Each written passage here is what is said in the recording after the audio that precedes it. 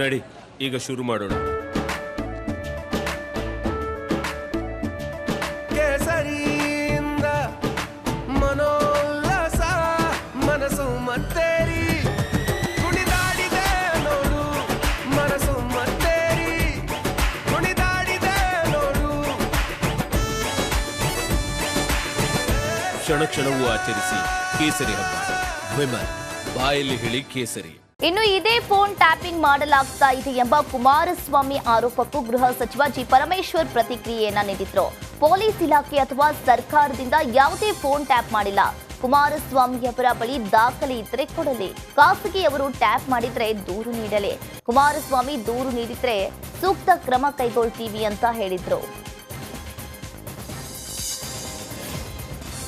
ಇನ್ನು ಹುಬ್ಬಳ್ಳಿಯಲ್ಲಿ ನಡೆದ ಅಂಜಲಿ ಹತ್ಯೆ ಪ್ರಕರಣದಲ್ಲಿ ಮತ್ತೊಬ್ಬ ಪೊಲೀಸ್ ಅಧಿಕಾರಿಯ ತಲೆದಂಡವಾಗಿದೆ. ಕರ್ತವ್ಯ ಲೋಪ ಹಿನ್ನೆಲೆ ದಕ್ಷಿಣ ಉಪವಿಭಾಗದ ಎಸಿಪಿ ವಿಜಯ್ ಕುಮಾರ್ ತಳವಾರನನ್ನ ಅಮಾನತು ಮಾಡಿ ಸರ್ಕಾರ ಆದೇಶವನ್ನ ಹೊರಡಿಸಿದೆ. ಹುಬ್ಬಳ್ಳಿಯಲ್ಲಿ ಕಾನೂನು ಸುವ್ಯವಸ್ಥೆ ಡಿಸಿಪಿಯಾಗಿ ಕುಶಾಲ್ ಚೌಕ್ಸೆ ಅಧಿಕಾರವನ್ನ ಸ್ವೀಕರಿಸಿದ್ದಾರೆ. ಅಂಜಲಿ ಕೊಲೆ ಪ್ರಕರಣದಲ್ಲಿ ಕರ್ತವ್ಯ ಲೋಪದಡಿ ಡಿಸಿಪಿ ರಾಜೀವ್ರನ್ನ ಅಮಾನತು ಮಾಡಲಾಗಿತ್ತು. ಇದೇ ಹಿನ್ನೆಲೆಯಲ್ಲಿ ಕುಶಾಲ್ ಚೌಕ್ಸೆ ಅವರನ್ನ ನೂತನ ಡಿಸಿಪಿಯಾಗಿ ನೇಮಿಸಿ ರಾಜ್ಯ ಸರ್ಕಾರ ಆದೇಶವನ್ನ ಹೊರಡಿಸಿತ್ತು. ಸದ್ಯ ಹುಬ್ಬಳ್ಳಿ ಧಾರವಾಡ ಪೊಲೀಸ್ ಕಮಿಷನರೇಟ್ ನೂತನ ಉಪ ಪೊಲೀಸ್ ಆಯುಕ್ತರಾಗಿ ಕುಶಾಲ್ ಚೌಕ್ಸೆ ಅಧಿಕಾರವನ್ನ ಸ್ವೀಕರಿಸಿದ್ದಾರೆ.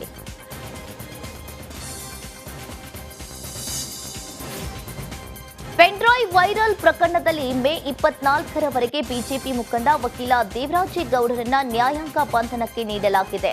ನಿನ್ನೆ ದೇವರಾಜೇಗೌಡ ಎಸ್ಐಟಿ ಕಸ್ಟಡಿ ಅಂತ್ಯವಾದ ಹಿನ್ನೆಲೆಯಲ್ಲಿ ಹಾಸನದ 5ನೇ ಅಧಿಕ ಸಿವಿಲ್ ನ್ಯಾಯಾಲಯದ ಮುಂದೆ ಹಾಜರುಪಡಿಸಲಾಗಿತ್ತು.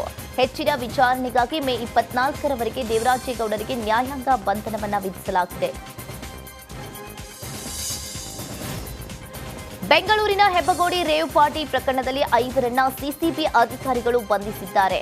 ರೇವ್ ಪಾರ್ಟಿ ಆಯೋಜಿಸಿದ್ದ ವಾಸು, ಅರುಣ್, ಸಿದ್ದಿಕ್, ರಣಧೀರ್ ಹಾಗೂ ರಾಜ್ಪಾವ್ ಎಂಬುವವರನ್ನ ಸಿಸಿಬಿ ಅಧಿಕಾರಿಗಳು ಅರೆಸ್ಟ್ ಮಾಡಿದ್ದಾರೆ. ಉಳಿದ ಎಲ್ಲರನ್ನ ಸಿಸಿಬಿ ಬಿಟ್ಟು ಕಳಿಸಿದೆ. ಇನ್ನು ಬಂಧಿತರಲ್ಲಿ ಸಿದ್ದಿಕ್, ರಣಧೀರ್ ಹಾಗೂ ರಾಜ್ಪಾವ್ ಡ್ರಗ್ಸ್ ಪೆಡ್ಲರ್ಸ್ಗಳು. ಕಚೇರಿಯಲ್ಲಿ ಕಾರ್ಯಕರ್ತರು ಹೈ ಡ್ರಾಮಾ ನಡೆದಿದೆ. ಆಗ್ನೇಯ ಕ್ಷೇತ್ರದ ವಿಧಾನ ಪರಿಷತ್ ಚುನಾವಣೆ ಹಿನ್ನೆಲೆಯಲ್ಲಿ ಸಭೆಯನ್ನ ನಡೆಸಲಾಗಿತ್ತು. ಇದೇ ವೇಳೆ ಅಲ್ಪಸಂಖ್ಯಾತರನ್ನ ಕಡೆಗಣಿಸುತ್ತಿದ್ದಾರೆ ಎಂದು ಮಾಜಿ ನಗರಸಭೆ ಸದಸ್ಯ ಎಂ ಜಾಫರ್ ಅಸಮಾಧಾನವನ್ನ ವ್ಯಕ್ತಪಡಿಸಿದ್ದಾರೆ. ಇನ್ನು ಸಭೆಯಲ್ಲಿ ಎಲ್ಲೂ ಕೂಡ ಮುಸ್ಲಿಂ ನಾಯಕರ ಹೆಸರನ್ನ ಹೇಳ್ತಾ ಇಲ್ಲ ಎಂದು ಎಂ ಜಾಫರ್ ಆಕ್ರೋಶವನ್ನ ಹೊರಹಾಕಿದ್ದಾರೆ.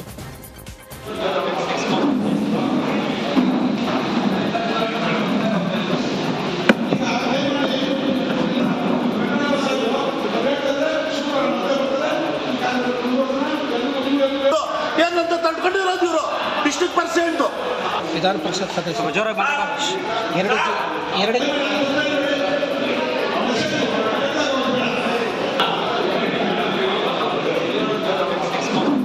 ವರ್ಷಗಳ ಕಾಲ ಸಿಆರ್ಪಿಎಫ್ನಲ್ಲಿ ಸೇವೆ ಸಲ್ಲಿಸಿ ಹುಟ್ಟೂರಿಗೆ ಮರಳಿದ ಯೋಧನಿಗೆ ಭರ್ಜರಿಯಾಗಿ ಸ್ವಾಗತವನ್ನ ಕೋರಲಾಯಿತು.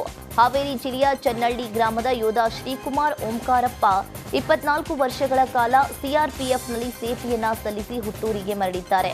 ಸ್ವಗ್ರಾಮಕ್ಕೆ ಬಂದ ಯೋಧ ಶ್ರೀಕುಮಾರ್ ಓಂಕಾರಪ್ಪರನ್ನ ಗ್ರಾಮಸ್ಥರು ಅದ್ದೂರಿಯಾಗಿ ಸ್ವಾಗತಿಸಿದ್ರು.